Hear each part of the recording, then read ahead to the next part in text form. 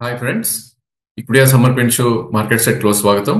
ఇక ఈ రోజు ఇంటర్నల్ క్యూస్ మన గవర్నమెంట్ పాకిస్తాన్ మీద అటాక్ చేస్తుంది అన్న వార్తలు అఫ్ కోర్స్ లాస్ట్ 1 వీక్ నుంచి ఉన్నప్పుడు కూడా ఇప్పుడు కూడా అది కొద్దిగా ప్లే చేసిందని చెప్పొచ్చు మార్కెట్ లో ఈ రోజు.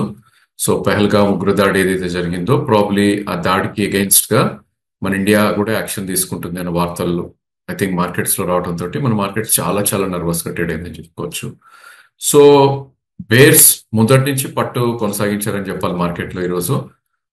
ఓపెనింగ్ 40 పాయింట్స్ గ్యాప్ అప్ అయినప్పటికీ 24,500 అదే హైగా నిలిచింది ఈరోజు. అండ్ లో 24,300 దాకా రావటం చూసాం, 330. అండ్ యావరేజ్ కాస్ట్ 24,370 దగ్గర క్లోజ్ అవటం చూసాం. సో ఈ రోజు క్లోజింగ్ తోటి మనకు అర్థమైంది ఏంటి అంటే కనుక 24,600 అండ్ 24,857 అనేది డెఫినెట్లీ సప్లై జోన్ గా మనకు నిలుస్తుంది. 24,857 గత కొన్ని వీడియోస్ లో కూడా మనం చెప్పాం. 6th డిసెంబర్ ఏదైతే ఆ వారం ఉందో ఆ వారం హై అది. So all in all weakness అయితే యాజ్ ఆఫ్ నో రాలేదు, ఎందుకంటే స్వింగ్ లో ఏదైతే ఉందో 23,847 చాలా దూరం ఉంది, which is almost about 600 points. And 20-day moving average కూడా అక్కడే ఉంది. బట్ ఏదైనప్పటికీ అప్పర్ లెవెల్స్ లో చాలా చాలా కాషియస్ గా ఉంది. బేర్సే టోటల్లీ కంట్రోల్లో ఉన్నారు ఫర్ ద లాస్ట్ 1 వీక్ అని మనం చెప్పుకోవాలి. So all in all range మనం చూస్తే కనుక 23,800 అండ్ 24,600. సో ఈ రేంజ్ లోనే ఎక్కువ కదలాడే ఛాన్సెస్ ఉంది. Either up side breakout or down side break down వస్తే కనుక మేబీ అక్కడి నుంచి 500 or 600 points either way move అయ్యే ఛాన్స్ ఉంది. బట్ నిఫ్టీ అంత పడకపోయినా కూడా బ్రాడర్ మార్కెట్ చాలా చాలా నర్వస్ గా ట్రేడ్ అయిందని చెప్పాలి. సో ఐ థింక్ మనం ముందు మాట్లాడుకుందాం స్టాక్స్ ఎలా బిహేవ్ చేసే అవన్నీ కూడా. సో నిఫ్టీ పరంగా మనం చూస్తే కనుక I think most of the sectors or names ఏవైతే ఉన్నాయో, ఏవైతే దోహదపడ్డాయో నిఫ్టీ కొంచెం పెరగటానికి, వాటిల్లో మనం చూస్తే కనుక auto, metals and FMCG names గా మనం చెప్పుకోవచ్చు. So hero motor biggest gainer గా నిలవటం చూసాం మనం, 2.7%. టాటా స్టీల్, జేఎస్డబ్ల్యూ స్టీల్ ఈరోజు 1.5% పెరిగాయి. అఫ్ కోర్స్ ఇవన్నీ షార్ట్ కవరింగ్ ర్యాలీస్ అని చెప్పాలి. And Bharatiya head of results ఒక 2% దాకా పెరగటం చూసాం. ఇక లీవర్, నెస్లే లాంటి స్టాక్స్ కొద్దిగా పాజిటివ్ గా ట్రేడ్ అయ్యాయి. అఫ్ కోర్స్ ఐటీ నేమ్స్ కొద్దిగా గ్రీన్ లో ఉన్నాయని చెప్పుకోవచ్చు. సో బిగ్గెస్ట్ లూజర్ ఈ రోజు చూస్తే కనుక అదాని. అఫ్ కోర్స్ నిన్న అది 4.5% పెరిగింది, టోటలీ గివ్ అప్ చేయటం చూసాం. న్యూ ఎంట్రన్స్ ఎవరైతే ఉన్నారో Jio finance and Eternal, ex Zomato name change అయింది ఎటర్నల్ గా. సో ఈ రెండు కూడా అబౌట్ 3% దాకా పడుతుంది చూసాం. ఇక ఇన్సూరెన్స్ స్టాక్స్ కానీ, ఫార్మా నేమ్స్ కానీ, బ్యాంకింగ్ కానీ, public sector enterprise like NTPC, coal India, ఇవన్నీ కూడా చాలా వీక్ గా మనకి ట్రేడ్ అవటం చూసాం. బిగ్ డాడీ రిలయన్స్ ఈరోజు 0.7% దాకా కూడా కరెక్ట్ అవటం చూసాం. ఇక బ్యాంక్ నిఫ్టీ విషయానికి వస్తే కనుక మనం గత వీడియోస్ లో చెప్తూ వచ్చాం ఒక లోవర్ హైస్ ఫార్మేషన్ జరుగుతుంది అని. సో అది క్లియర్లీ మనకి విజిబుల్ ఉంది. అండ్ ప్రాబ్లీ ఇన్ఫాక్ట్ గత 2 రోజుల్లో మనం ఒక సెలాన్ ర్యాలీస్ గానే బ్యాంక్ నిఫ్టీని చెప్పడం జరిగింది. అండ్ ఈ రోజు అది కరెక్ట్ గా ప్రూవ్ అయిందని చెప్పాలి, ఎందుకంటే ఒక బిగ్ సెల్ ఆఫ్ బ్యాంక్ నిఫ్టీలో రావటం చూసాం. ఇనిషియల్ నుంచి ఒక ఫ్లాట్ ఓపెనింగ్ మనకి చూసాం 54,910 ఆ రేంజ్ లో, and 55,036 kiss and go types ఒక ఫస్ట్ 5 minutes లోనే వెళ్ళటం చూసాం. అక్కడి నుంచి రోజంతా కూడా కంటిన్యూస్లీ సెల్లింగ్ కి గురవటం చూసాం. So bank of Baroda results చాలా చాలా డిసప్పాయింట్ గా వచ్చాయి. సో దాన్ని ఒక హెవీ సెల్లింగ్ రావటం చూసాం పోస్ట్ రిజల్ట్స్ అరౌండ్ 2:30 ఆ టైంలో. సో బ్యాంక్ నిఫ్టీ ఇంకా ఎక్కువ వీక్నెస్ అనేది మనకి రావటం చూస్తున్నాం. So all in all closing చూస్తే కనుక 54,230 అయినప్పటికీ 54,170 ఈ రోజు లో రావటం చూసాం. ఇన్ఫాక్ట్ ప్రీవియస్ స్వింగ్ లో ఏదైతే ఉందో 25th March రోజు అది ఆల్మోస్ట్ బ్రీచ్ అవటం చూసాం ఈ రోజు. Viraj Nifty 600 points away from previous swing లో ఉంది, బ్యాంక్ నిఫ్టీ ఆల్మోస్ట్ వచ్చేసింది అక్కడికి. సో ఇప్పుడు ఒక క్రూషియల్ సపోర్ట్ అనేది 53,758 దగ్గర ఉంటుంది. అంటే ఇక్కడ నుంచి అబౌట్ 500 పాయింట్స్ కింద, which is 20-day moving average.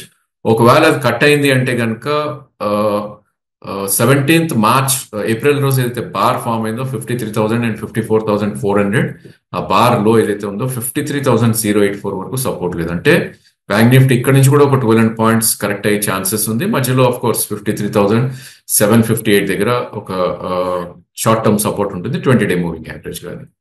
Upper side definitely 55,478 and 55,680 మధ్యలో ఐ థింక్ ఒక క్లియర్ రెసిస్టెన్స్ పాయింట్ అనేది మనకు కనపడుతుంది. సో ప్రీవియస్ హై ఏదైతే ఉందో 56,098 అంత హరీలో అయితే ఇప్పుడు వచ్చేటట్టు అయితే కనపట్లేదు. అంటే ఒకవేళ ఆల్ టైమ్ హై రావాలి అంటే కనుక 2,000 పాయింట్స్ ఇక్కడ పెరగాలి. బట్ అగైన్ మనకి 1,400-1,500 పాయింట్స్ లోనే ఒక మేజర్ రెసిస్టెన్స్ అనేది బ్యాంక్ నిఫ్టీలో కనిపిస్తుంది. సో స్టిల్ సెల్ రాలేస్ అనే మనం చెప్పుకోవాలి బ్యాంక్ నిఫ్టీలో. ఆఫ్ కోర్స్ 1000 పాయింట్స్ పెరిగితేనే there would be lot of opportunity and risk reward చాలా ఫేవరబుల్ గా ఉంటుంది. సో ఒక గ్రీన్ లో ట్రేడ్ అయిన నేమ్ ఐసిఐసిఐ బ్యాంక్, అది కూడా చాలా చాలా స్వల్పంగా జస్ట్ 0.15% పెరగటం చూసాం. ఇందాక అన్నట్టు biggest loser bank of Baroda, ఒక హ్యూజ్ సెల్ ఆఫ్ మనకి రావటం చూసాం bank of Baroda with volume break down అని చెప్పాలి. సో చాలా సునాయాసంగా 251 to 221 లాస్ట్ ప్రాబ్లీ 1 hour లోనే క్రాక్ అవుట్ అని చూసాం. And volume is huge, 5.3 crores. దీనిలో average volume 50 lakhs to 70 lakhs అయ్యేది. ఈరోజు almost 10 times of the volume trade out అని చూస్తున్నాం. సో దాని spill over effect maybe lot of banks కి, ఎస్పెషల్లీ పిఎస్యు నేమ్స్, పిఎన్బి 5% పడుతుంది చూసాం, కెనరా బ్యాంక్ 4.5%, ఎస్బీఐ 2% నిన్న పోస్ట్ రిజల్ట్స్ తర్వాత second day of fall.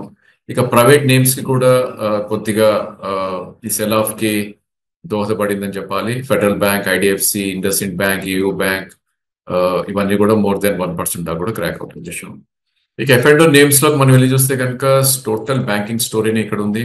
And probably I think bank related గా ఉన్న నేమ్స్ లైక్ ప్రాపర్టీ స్టాక్స్ కానీ, ఇండియన్ హోటల్స్ లాంటివి చాలా చాలా వీక్ గా ట్రేడ్ అయ్యాయి. Apart from bank of Baroda, probably bank of India, union bank, ఇవన్నీ కూడా చాలా చాలా వీక్ గా ట్రేడ్ అయ్యాయి. And infra and probably stocks ఏవైతే ప్రాపర్టీ నేమ్స్ ఉన్నాయో, గోద్రేజ్ ప్రాపర్టీస్ కానీ, ఎన్సీసీ కానీ, ఇలాంటివన్నీ కూడా వీక్ అటెడ్ అయింది. పేటిఎం పోస్ట్ రిజల్ట్స్ ప్రాబ్లీ 4% దాకా క్రాక్ అవుట్ అని చేసాం.